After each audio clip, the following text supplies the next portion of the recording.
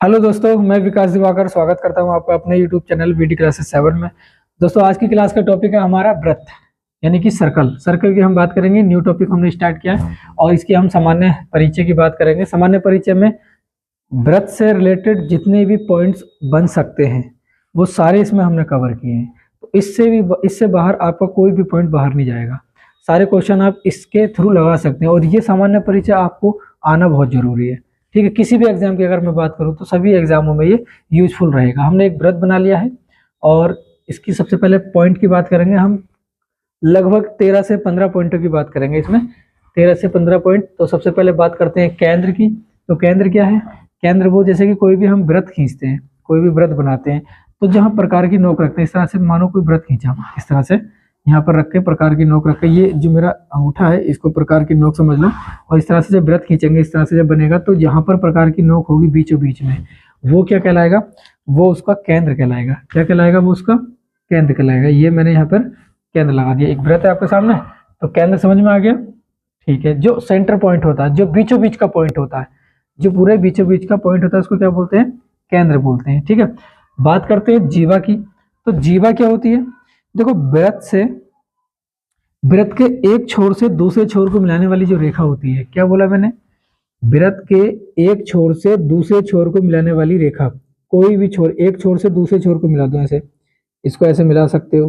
ये जीवाएं हैं। ये सब क्या है? ये जीवा है। कोई जरूरी नहीं कि ऐसे खींचे, हम ऐसे भी खींच सकते हैं। ये सब क्या है? ये सब जीवा है। ये सब क्या है? जीवा है। हम ऐसे भी खींच सकते हैं, ये है ना, ऐसे भी खींच सकते हैं ऊपर से नीचे। तो एक रेखा ऐसी गई, एक लाइन ऐसी गई जो जो केंद्र से होती हुई जा रही है।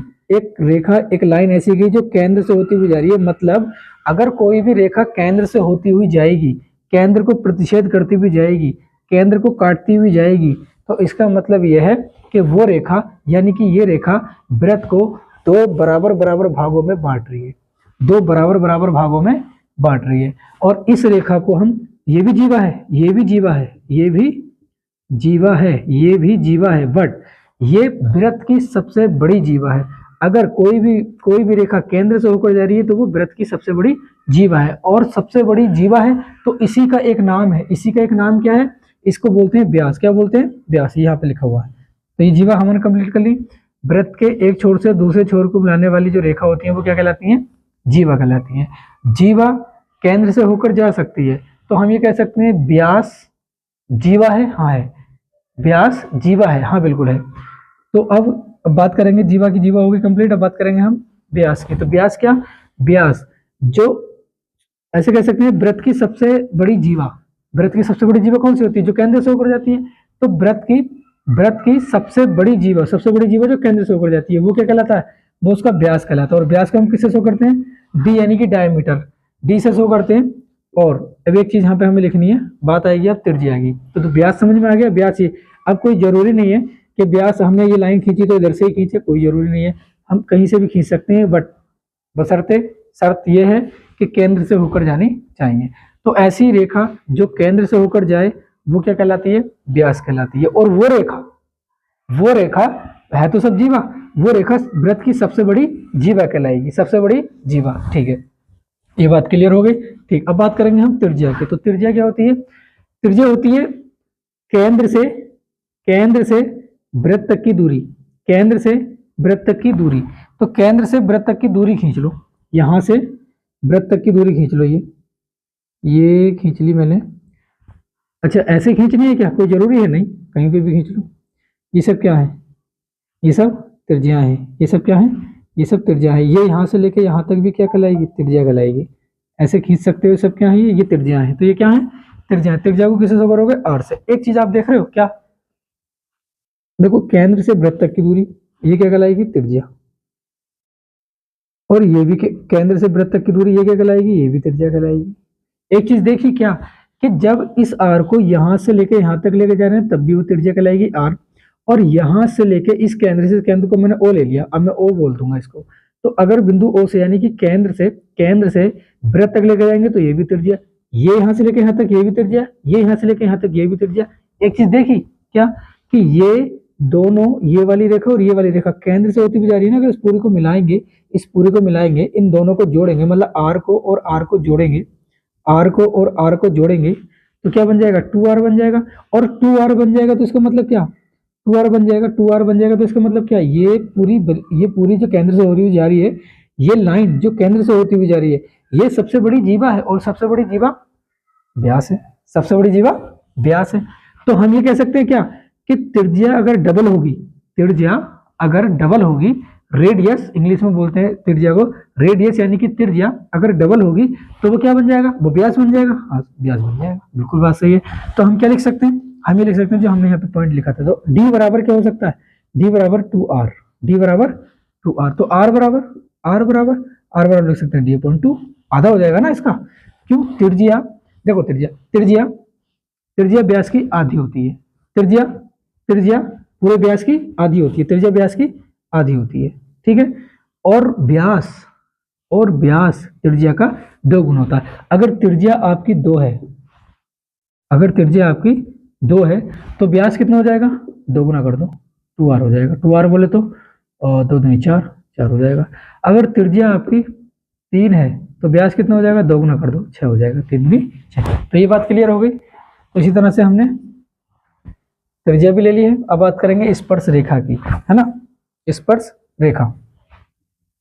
स्पर्श रेखा की हम बात करेंगे। स्पर्श रेखा जो वृत्त को स्पर्श करते हुए खींची जाती है, जो वृत्त को स्पर्श करते हुए खींची जाती है, उसको हम क्या बोलेंगे, स्पर्श रेखा बोलेंगे। स्पर्श रेखा कहीं से भी हम वृत्त की खींच सकते हैं। इसको मैं मिटा देता हूँ, थोड़ी सी जगह बन जाएगी।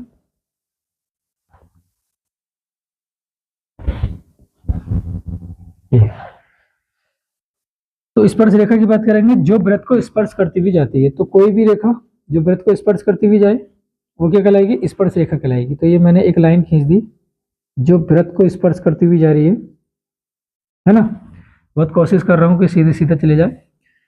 तो ये क्या कहलाएगी, ये कहलाएगी स्पर्श रेखा। ये क्या है, स्पर्श रेखा। बट एक शर्त है इसमें, क्या, देखो, स्पर्श रेखा वृत्त को एक बिंदु पर प्रतिच्छेद करती है। स्पर्श रेखा बिंदु को एक, स्पर्श रेखा वृत्त को एक बिंदु पर प्रतिच्छेद करती है। ये जो स्पर्श रेखा गिरी, ये जो स्पर्श रेखा गई है, ये बिंदु को एक, ये वृत्त को एक बिंदु पर प्रतिच्छेद करती है। तो इसको क्या बोलते हैं, स्पर्श रेखा, जो वृत्त को स्पर्श करती हुई जाए। कोई जरूरी है कि मैंने यहाँ से खींची यहीं से जाए, कोई जरूरी नहीं, कहीं से भी खींच सकते हैं, कहीं से भी खींच सकते हैं।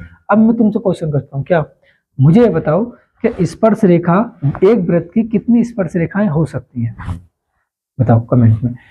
एक वृत्त की कितनी स्पर्श रेखाएं हो सकती हैं, बोलोगे अनंत हो सकती हैं। कैसे, देखो यहाँ से खींची तो इस पॉइंट पर काटा, अब यहाँ से खींचेंगे आगे तो यहाँ पे कहीं ना कहीं काटेगा, तो यहाँ पे खींचेंगे तो कहीं ना कहीं एक यहाँ पे खींच देते हैं, यहाँ पर खींच देते हैं, तो ये भी तो एक बिंदु पर काट रही है।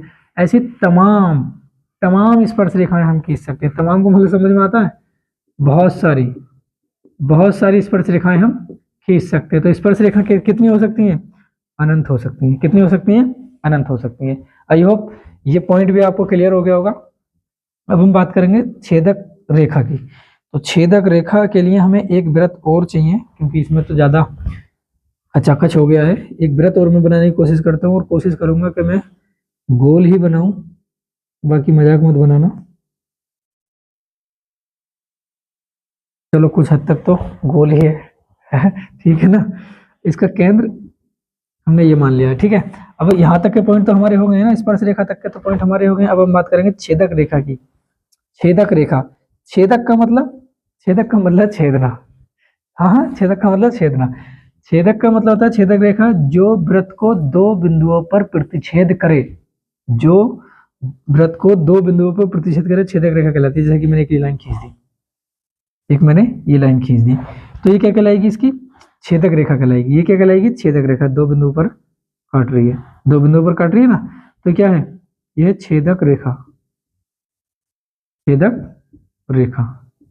ये बात समझ में आ गई, चलिए फिर अच्छी बात है, ये बात समझ में आ गई तो ठीक है। अब मुझे ये बताओ कि छेदक रेखा अधिकतम कितनी हो सकती हैं, छेदक रेखा अधिकतम कितनी हो सकती हैं। तो सर अधिकतम तो बहुत सारी हो सकती हैं, अनंत हो सकती हैं। अच्छा, अब मैं बोलूं कि अगर छेदक रेखाएं समांतर है, छेदक रेखाएं समांतर, समांतर का मतलब क्या होता है, समांतर का मतलब समझो, समांतर का मतलब जिनके बीच की दूरी बराबर हो, जैसे कि मैंने 2 लाइनें खींची है, जिनकी बीच की दूरी बराबर हो, तो यहाँ से भी इतनी है मानो x, और यहाँ से भी इतनी है x, और ये समान दिशा में जा रही है और ये समान दिशा में जा रही है, तो इनके बीच की दूरी समान है, मतलब इनकी बीच की दूरी बराबर है, इतनी यहाँ पे, और ये एक समान दिशा में जा रही है, चाहे इधर ले लो चाहे इधर ले लो, तो ये क्या कहलाएंगे, समांतर कहलाएंगे। सिंपल भाषा में मैं बताऊं तो ऐसी 2 या 2 से अधिक रेखाएं, ऐसी 2 या 2 से अधिक रेखाएं जो आमने सामने हो, ऐसे जो आमने सामने हो, लेकिन एक शर्त होनी चाहिए, क्या, कि ये रेखाएं कभी भी मिले ना, तो ये क्या कहलाएंगे, ये समांतर कहलाएंगे, ये क्या कहलाएंगे, ये समांतर कहलाएंगे।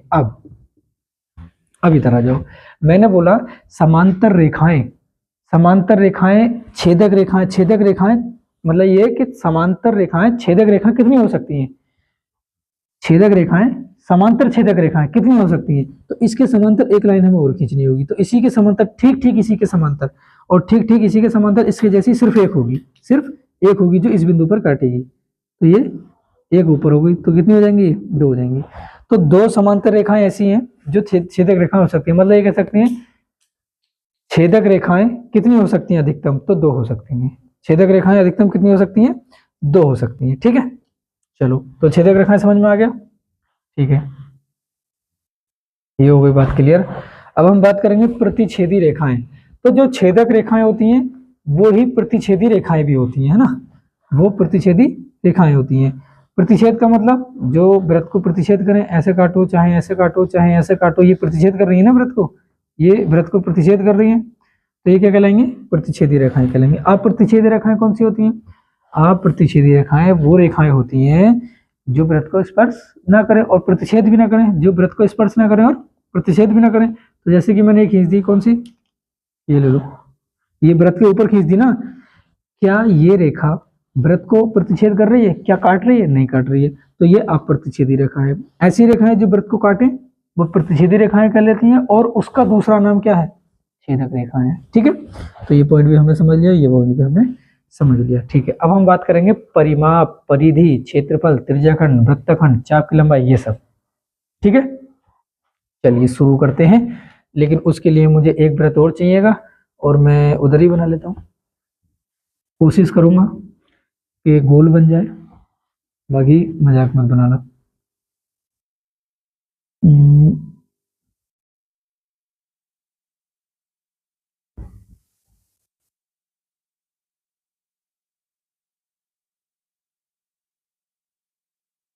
गोल है, कुछ हद तक तो गोल है ना। चलो ठीक है, बात करेंगे अब हम परिमाप यानी कि परिधि की, परिमाप यानी कि परिधि की। ये गोला जो होता है पूरा, ये कितने डिग्री का होता है, मुझे आप बताएंगे, ये गोला कितने डिग्री का होता है, बताओ, 360 डिग्री का। कोई भी एक चक्कर जो गोल है और एक चक्कर पूरा कर रहा है, कोई भी एक गोल चीज जो एक चक्कर पूरा कर रहा है, वो 360 डिग्री घूमता है, वो 360 डिग्री घूमता है। जैसे कि कोई साइकिल का पहिया, मानो ये कोई साइकिल का पहिया है, गाड़ी का पहिया ले लो, ये कोई साइकिल का पहिया है, ये मैंने व्हील बना दिए।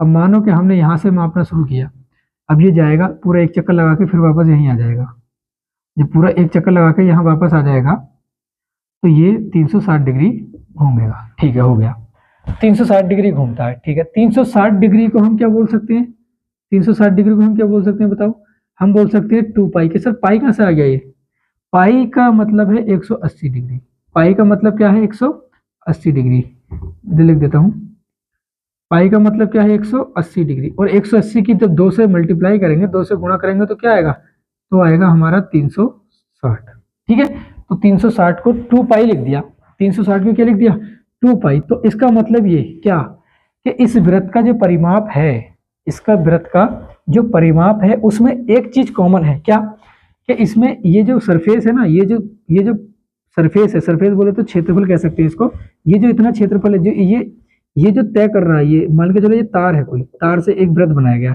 तो तार को जब ऐसे घुमा के लेके जाएंगे तो इस तार की लंबाई, इस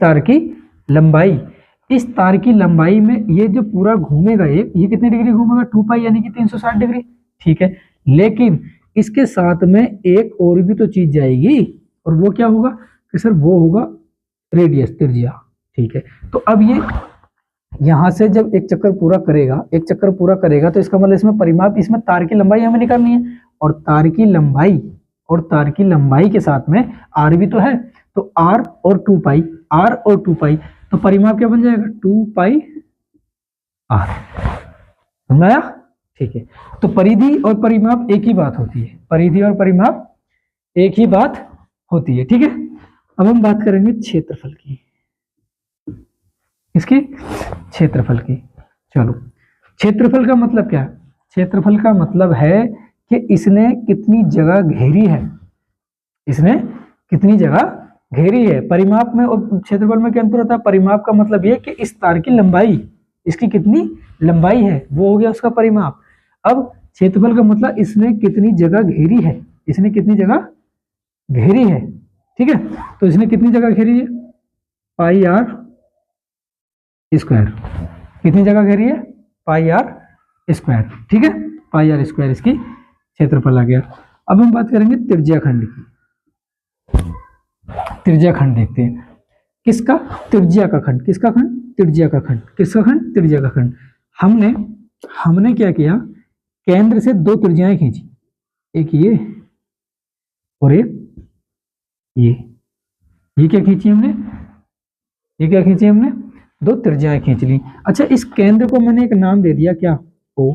और ये जो वृत्त पर आ रही है, ये जो भुजा आ रही है वृत्त पर, इसका नाम दे दिया मैंने ए, और ये दे दिया मैंने बी। तो एक बात बताओ, ये देखो ये खंड बन गया ना, ये खंड बन गया ना, कहां से? केंद्र से। और केंद्र से किसके लिए, ये किसके वजह से ये खंड बना है? तो ये बना है त्रिज्या की वजह से। यहाँ से लेके यहाँ तक त्रिज्या तो है आर, और यहाँ से लेके यहाँ तक भी क्या है? ये आर, यानी कि त्रिज्या है। तो ये क्या बन गया? त्रिज्या का खंड बन गया। ये क्या बन गया? देखो, त्रिज्या से बन रहा है, और ये खंड, खंड का मतलब टुकड़ा। तो इस पूरे का कितने का? इस पूरे का ये क्या बन गया? ये क्या बन गया?